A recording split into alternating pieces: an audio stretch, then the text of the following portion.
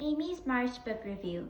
In March, I started my new school, so I didn't have a lot of time to read books. So I read this series that I read a long time ago that I was going to read. It's by Lucy and Stephen Hawking. They're both famous cosmologists. It's about a story about a boy named George and his friend Annie going on space adventures with his computer named Cosmos. The reason I read this book again isn't because I really love the plot of the story, but it's because of the scientific facts in the middle of the book.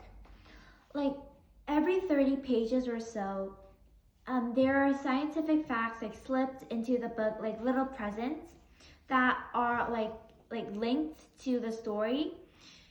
And I don't enjoy reading about space. It's too big. Every time I read it, I just feel smaller. So I don't really have curiosity about space. But I really love reading stories. So putting those together, how the author put it, I just had to read the science facts to know about the real story. So I kept reading it, and it's really fun facts in this book. There's fun theories like vacua, or theories like if I'm looking at a star in the sky, it might not even exist anymore. And science facts.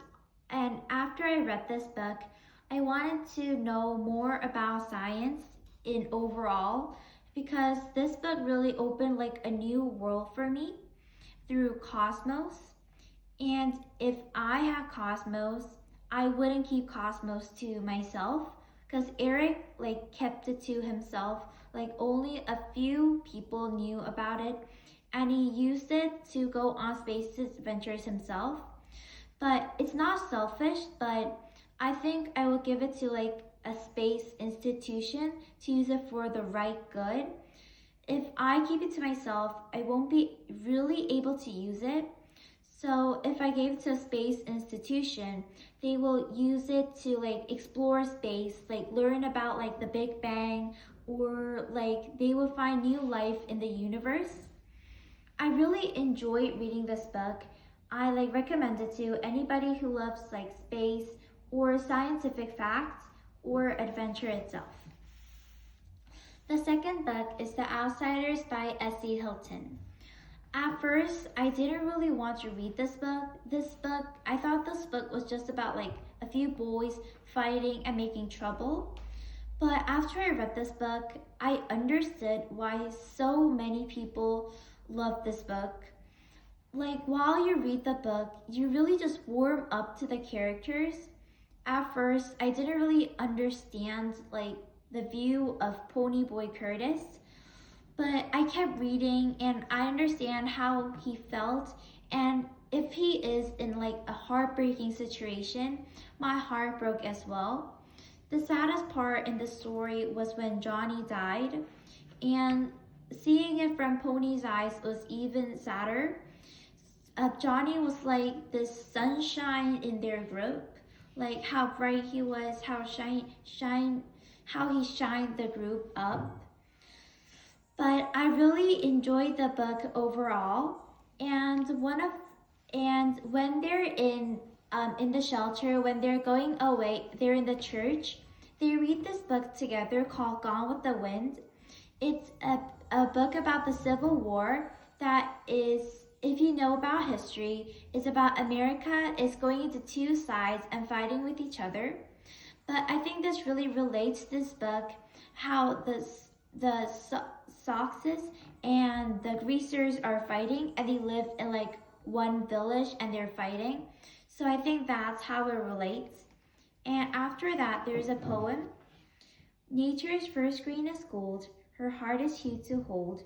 Her early leaves a flower, but only so an hour. The leaf subsides to leaf, so Eden sank to grief. So dawn goes dawn to day, nothing gold can stay. In this poem, gold doesn't really mean the gold bar, the real gold, but I think gold means everything that's good, and everything that's bright, everything that's valuable, it means gold, because gold is like what people think to be valuable. And I think it relates to the book about how Johnny was like gold. He was like bright and shiny, but in the end, his brightness died when he passed away. I think that's how it relates to it, and how the author said it in like this sunrise, and like Pony Boy is in the church and he's talking to Johnny about this. She just made the poem even more beautiful. And one of the funniest parts in this book was this part. "You sure don't need an amplifier," Soda said, and stuck out his tongue at the back of Siri's head. I stifled a giggle. If you want to see something funny, it's a tough hood sticking his tongue out as his brother. In this book, like all the hoods and like the greasers, in the book they seem like 20 or 23, but actually in reality they're like 14, 16. They're not much older than me, but they felt so much older, and this part reminded me that they're not adults, they're just a few kids who's not really older than me. And this really showed the cheery side of them, the childish side of like the greasers. Though they act tough and everything, they're still like children in the inside. And I found out there was a movie for this book. It's very famous, but I didn't watch the movie yet, but I really want to watch it. I'm really really curious about how the greasers look, and especially how the socks look, and how the movie just played out everything in one movie. And while I was reading this book, like it felt like, I don't know, like 2 months or something. But actually it was like a week or so, I think like a few weeks. But it was very fast paced. But every time I turned the page, I just wanted to read more.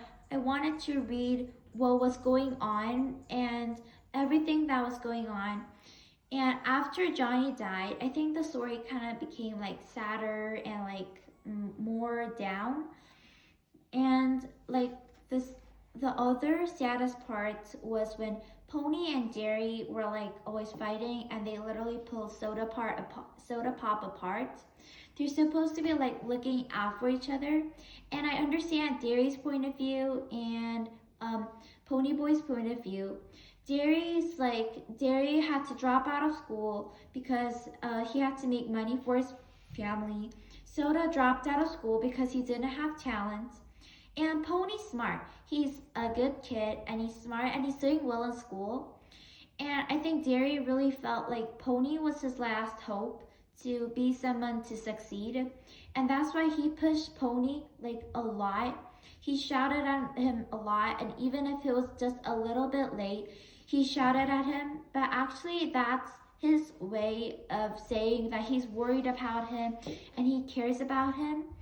And I understand Pony's point of view too. If someone who cared about me just shouted every day at me, I will also feel like Pony and I will also want to run away. But I think Pony and Jerry both have to understand each situation. Pony just wants to be himself, and Jerry does have to leave Pony alone sometimes, but Pony has to understand Jerry as well. Jerry's just looking out for him. This author, S.E. Hilton, I thought at first the author was like a man.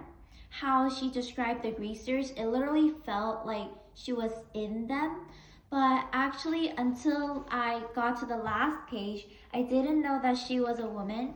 I think she intentionally made her name as initials so people wouldn't know that the author was a woman until they finished reading the book, so that they didn't know that. And I think she kind of did that so they could read it much like in a better way. And I really enjoyed this book more than I thought I would. It's a famous book, but I was really happy to read it at first. But in the end, I enjoyed it very much. And I recommend this book to anybody. Happy reading!